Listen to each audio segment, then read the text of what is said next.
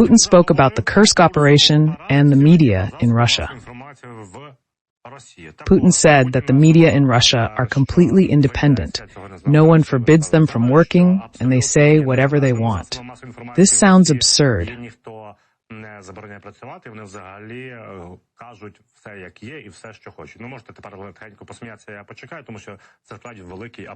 He also called the offensive of the Ukrainian Armed Forces in the Kursk region an attempt to stop Russia's offensive in Donbass.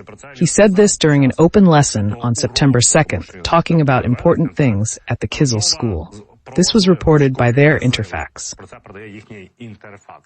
In general, if we talk about Kursk and the operation, the Kursk region is the first time in history that a non-nuclear power was able to occupy the territory of a nuclear power. The Wall Street Journal reported that the Ukrainian offensive has embarrassed Russia and undermined decades of nuclear escalation theory. Previously, it was believed that countries with nuclear weapons were immune from attack because they could literally destroy the offender. Now Western leaders, military, and nuclear theorists are thinking about what current events mean. In the context of the prospect of Russian escalation and future military conflicts. Despite Ukraine controlling significant areas, neither side sees them as critical, and there are no signs Ukraine has crossed the Kremlin's red lines. First of all, the Kremlin will say that this is not true, that it is not, well, it will not officially say this, right? Officially, Putin referred to these events in the Kursk region and nearby areas. The Belgorod and Bryansk counter-terrorist operation, that is, the local level, is not an invasion in Putin's opinion. I mentioned that the Ministry of Defense's daily reports include attempts by the Kyiv regime to enter Russian territory. I'll explain where Putin planned to go and where he doesn't intend to go. Russian President Vladimir Putin did not attend the 450th anniversary celebration of Bashkortostan's capital.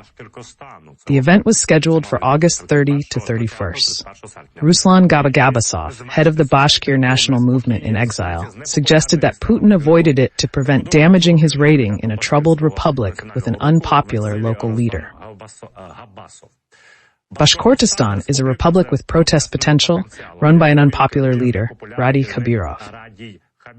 During his 5 years in power, there were major protests over Mount Kushtau in 2020 and in Baimak in 2024. Gabasov speculates that Putin avoids visiting the region to prevent a drop in his ratings. He explains that local dissatisfaction with the authorities is high, but is currently framed as the Tsar is good and the boyars are bad. Putin's arrival at the August 30 to 31 celebrations and the public support he would give to Khabirov would have lowered Putin's own rating, especially given the widespread dissatisfaction with the war and its burdens. Gabasov said, Khabirov suits Putin because he's an unpopular leader who caused protests with his poor policies, but then brutally suppressed them. Overall, he follows Moscow's instructions. He added that the Bashkir national movement generally opposes celebrating Ufa's 450th anniversary and the history countdown from 1574. The Bashkir national movement leader said, the fortress was founded by Moscow conquerors, and celebrating it implies imperial dependence on Moscow. Settlements existed before, so it's odd to start counting from the arrival of Russian authorities.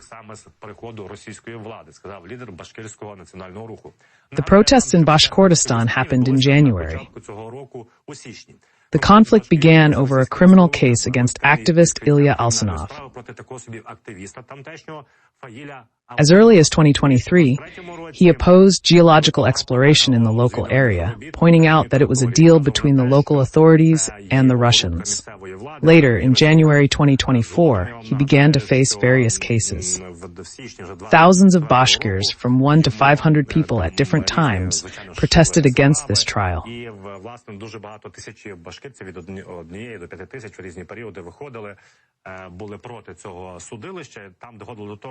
The situation escalated when the prison for the activist was blocked and security force vehicles were pelted with stones, marking the beginning of unrest in Bashkortostan.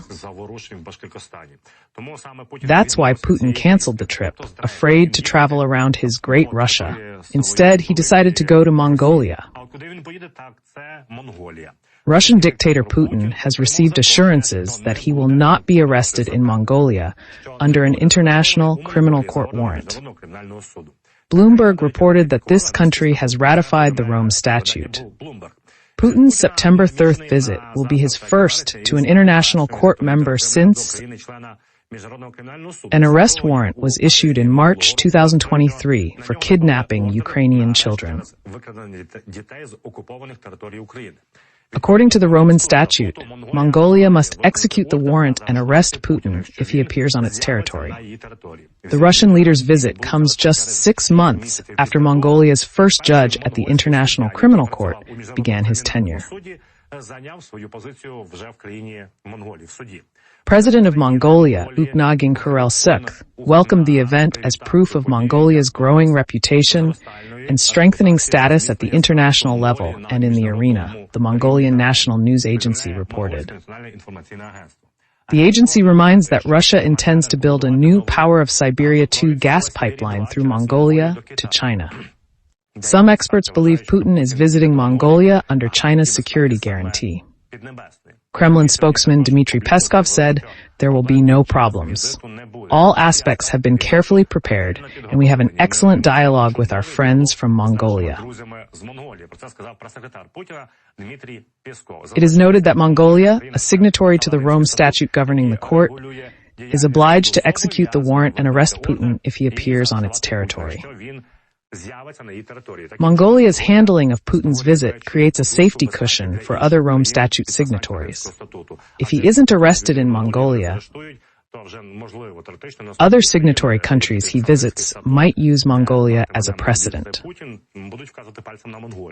And in general, I want to tell you that the Ministry of Foreign Affairs of Ukraine has also appealed to Mongolia, noting that it is obliged to arrest Putin. There was also a categorical appeal from representatives of the International Criminal Court, because if Putin visits Mongolia and is not arrested, it will again set a precedent, which will call into question how to proceed and how to perceive the authority of the International Criminal Court in general.